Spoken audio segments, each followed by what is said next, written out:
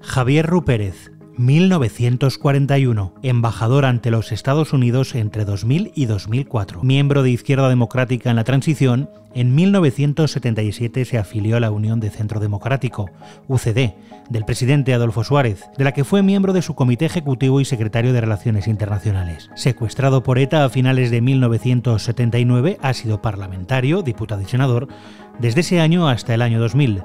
Como diplomático, ha ocupado, entre otros cargos, embajador ante la Conferencia sobre la Seguridad y Cooperación en Europa entre 1979 y 1982, embajador de España ante la OTAN y embajador de España ante los Estados Unidos entre el año 2000 y 2004. Hombre, yo creo que la transición comienza con la muerte de Franco, digamos, el 20 de noviembre de 1975, ¿no? Digamos, hay varias hipótesis o varias maneras de definirlo, ¿no? Yo creo que comienza ese día, ¿no? En algún sentido parece un poco excesivo, pero se confirma 2 días después en Los Jerónimos, cuando el cardenal Tarancón le dirige, en el sentido más literal de la palabra, el sermón al rey, ¿no?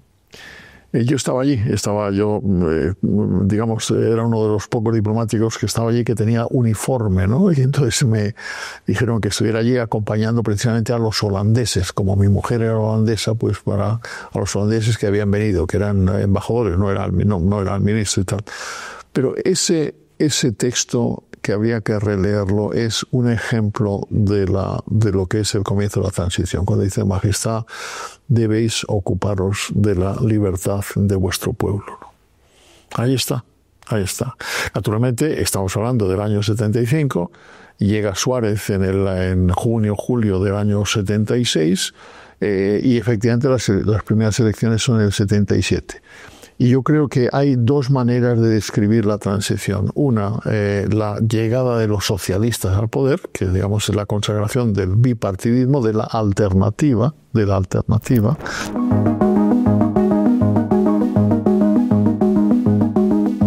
Mi análisis, por supuesto tentativo, ¿no?, es que Torcuato le dice al rey: Majestad, el que tiene una capacidad de agrupar el poder existente en este momento, poder residual si se quiere, pero existente, es el que ha sido secretario general del movimiento, que se llama Adolfo Suárez. Yo creo que ese es el análisis. Naturalmente, pensando en la transición hacia un sistema, hay que recordar, para mí también es un momento importante, porque eso lo gestionamos en el ministerio todavía en el primer semestre del año 76, el rey hace una visita a los Estados Unidos. Y en esa visita hay una locución que él hace a las 2 cámaras reunidas, en donde claramente expresa la voluntad de que España se convierta en una democracia, ¿no? O sea que desde ese punto de vista el propósito estaba. Pero claro, a mí había que contar también con lo que quedaba, ¿no? Con lo que quedaba del franquismo, que era un esquema de poder, pues, y que era el que era, ¿no?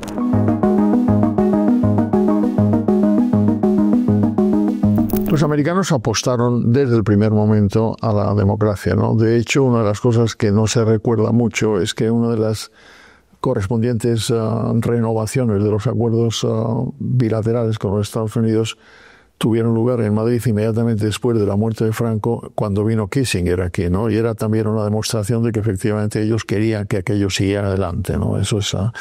Y hay que, yo también recuerdo, porque era en mi época, cuando yo estaba todavía en el ministerio como jefe de gabinete de Marcelino Oreja, que las primeras cosas que hace Suárez inmediatamente después de las elecciones del 77, cuando ya se ha consolidado la democracia, ya tenemos las elecciones, fueron 2 cosas. Por una parte, visitar a todas las capitales europeas para presentar oficialmente la petición de entrada en la Comunidad Económica Europea, y al mismo tiempo un viaje a los Estados Unidos que fue central, donde estaba Carter.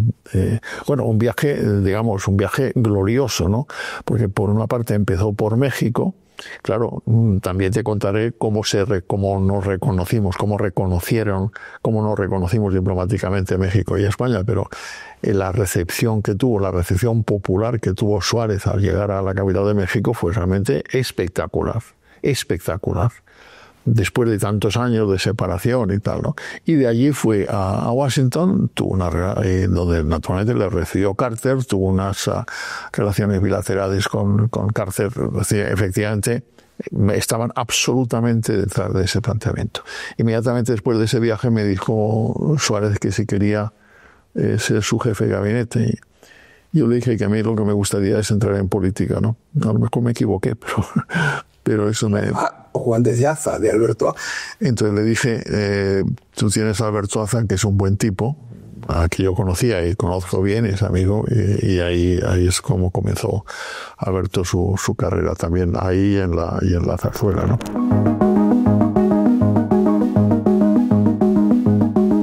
Hombre, esa foto del Pacto de la Moncloa, esa debía ser una foto permanente histórica, ¿no? Ahí están todos, están los comunistas, están los socialistas, está Fraga, están los sindicatos, está Suárez.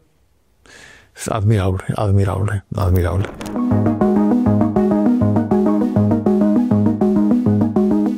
Y los líderes alemanes, en el fondo, lo que nos hacían era un poco la transmisión enormemente tranquila y sin ningún tipo de voluntad impositiva de lo que había sido para ellos el renacimiento democrático después de la Segunda Guerra Mundial. Naturalmente eran tiempos diferentes, no era exactamente lo mismo, pero algo tenía que ver, ¿no? Cómo habían construido el partido, cómo habían llamado a las bases populares para integrarse en el partido, cómo habían definido la estructura constitucional del país, cómo habían definido también las relaciones exteriores, cómo habían escogido su sitio en el mundo. Para nosotros, para mí fue todo un breviario absolutamente imprescindible para conocer lo que teníamos que hacer, y al mismo tiempo también con las ayudas físicas. Es decir, que primero, cuando yo iba a verlos a Alemania, ellos me pagaban absolutamente todos los gastos, pero al mismo tiempo también, no regularmente, pero con cierta frecuencia, nos hacían llegar algunas cantidades que eran importantes para el mantenimiento del partido, no tanto de la fundación.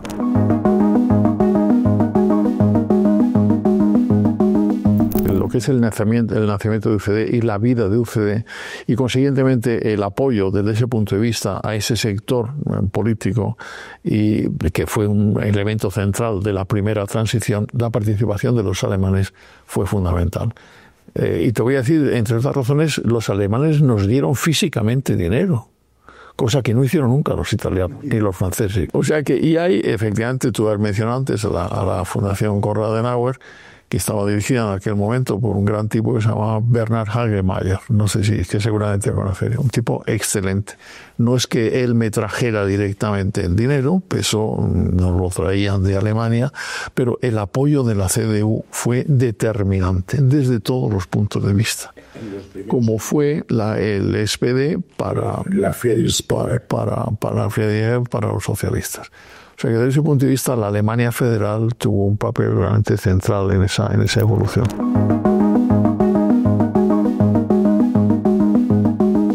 Primero, tuve que convencer a Suárez.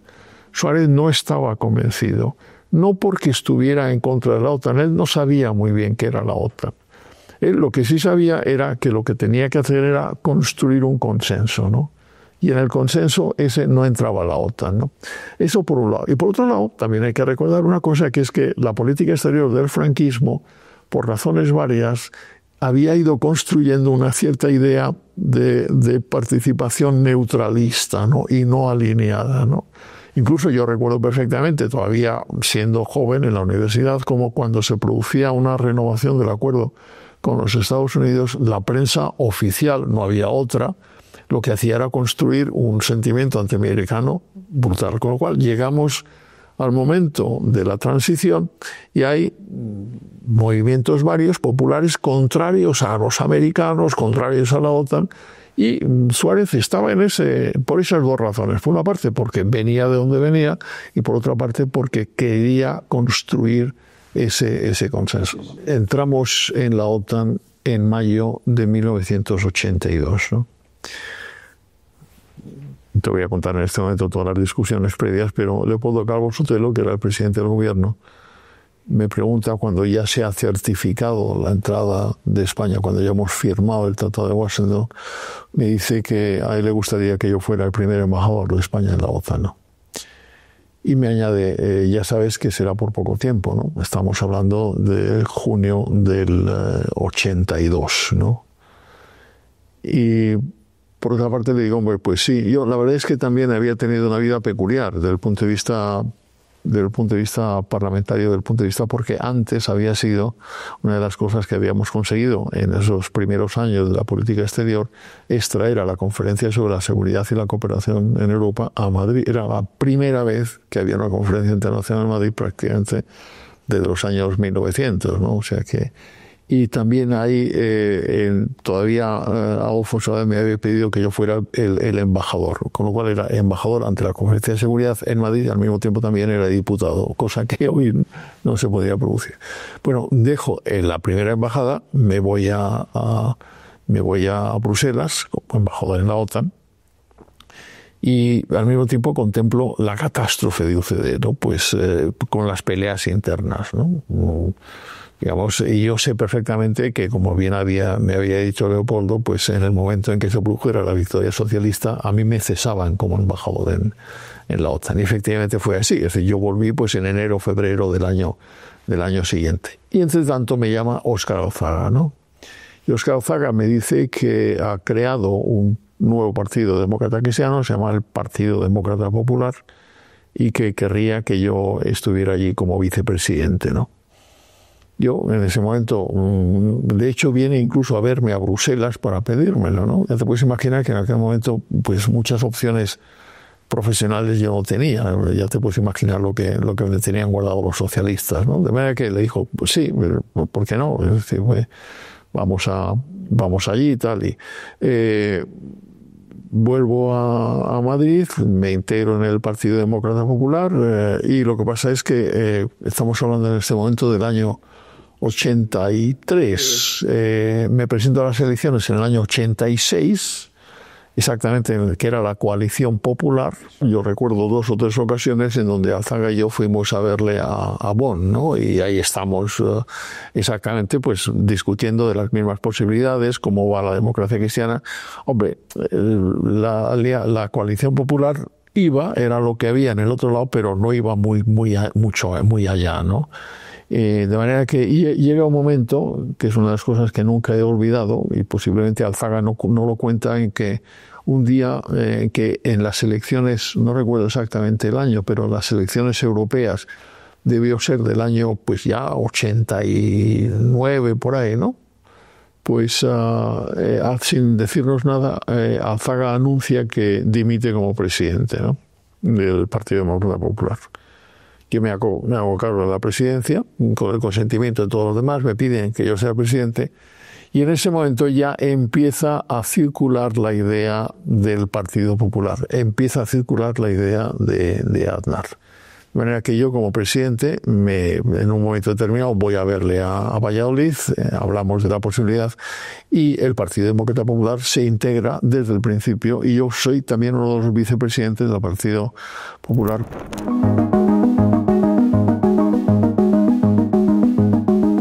El Partido Comunista efectivamente tiene un deseo de reintegración perfectamente comprensible, porque al fin y al cabo los líderes ya tienen sus años. Por otra parte, hay que recordar también que el Partido Comunista estaba ya muy desligado de Moscú, ¿no? Hay que recordar que en la pretransición los que firman tratados con la Unión Soviética son los socialistas, no es Carrillo, porque... Claro, porque en Carrillo es el eurocomunismo, y el eurocomunismo está completamente separado de Moscú y en contra de Moscú, de manera que eso también hay que tenerlo en cuenta. Pero efectivamente tienes toda la razón. Al final los que recogen lo que ellos habían sido y lo que eran los comunistas son los socialistas. Los resultados electorales de los comunistas desde el principio son muy pobres, ¿no? Inesperadamente, pero son muy pobres, y sin embargo desde el primer momento los que se configuran como alternativas son los socialistas. Bueno, Lo han hecho bien desde ese punto de vista, no han tenido ninguna duda con respecto a los liderazgos. Cualquier tipo de tensión interna pues la han ido acallando o lo han ido expulsando y tal. Y ahí están. Vamos a ver lo que duran, ¿no?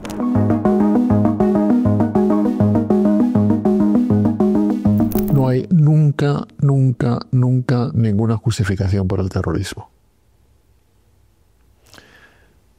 Es decir, cualquier tipo de intento de justificación que hagan los terroristas con explicaciones varias nunca debe ser admitida, ¿no?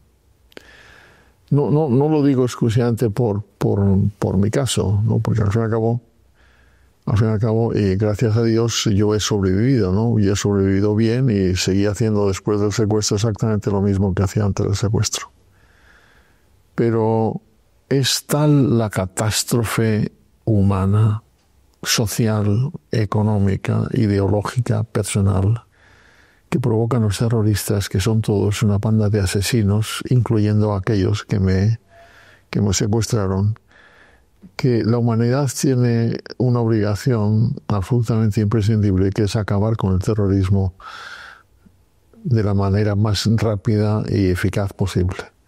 Como sabes, años después de mi tiempo como embajador en Washington, del 2004 al 2007 yo fui el secretario general adjunto dedicado a la política antiterrorista de Naciones Unidas, ¿no?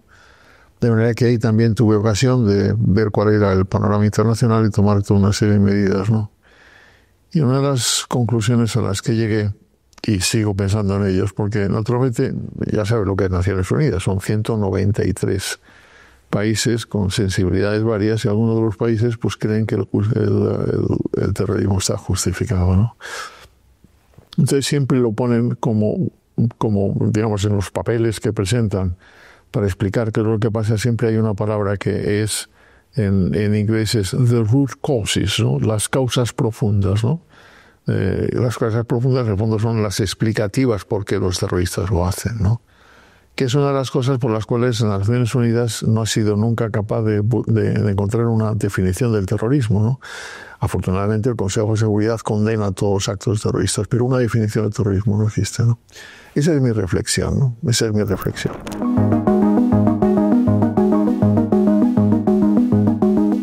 En este momento es uno de los aliados gubernamentales del presidente del gobierno de España, ¿no? Lo cual me parece obsceno. Me parece realmente incomprensible, ¿no?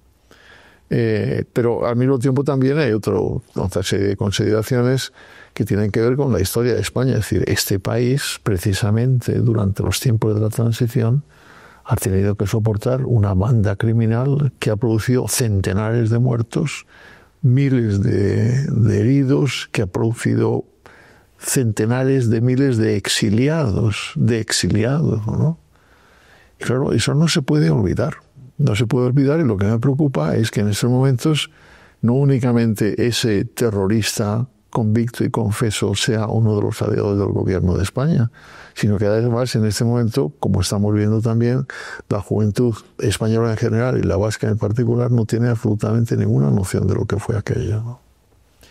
De manera que, bueno, yo lo he contado, lo puedo contar. Sé lo que es vivir cuando estás amenazado de muerte todos los minutos, ¿no? No sabes qué es lo que va a ser de tu vida, no sabes qué es lo que están haciendo fuera, no sabes lo que está pasando fuera, no sabes lo que está haciendo. Pero al mismo tiempo también lo que tengo es un enorme y permanente y eterno agradecimiento a todos aquellos que hicieron todo lo posible para salvarme, ¿no? Entre ellos Joaquín Luis Jiménez y todos aquellos que formaron parte del Comité para la Salvación de Javier Rupérez. Demócratas, cristianos, liberales, socialistas, comunistas, ahí están absolutamente todos. No descarto que el origen del secuestro estuviera en Moscú, precisamente sabiendo que yo era el principal protagonista de la OTAN, exactamente. Que esa es una de las cosas que me hizo llegar Nuño Aguirre de Cárcer, que después de los años de Helsinki era en ese momento embajador en Moscú, preguntándome, bueno, y ciertamente una de las cosas que a mí me sorprendió es que en los interrogatorios a los cuales me sometían los los terroristas, aparecían muchas cosas sobre la política exterior, sobre la OTAN. Sí.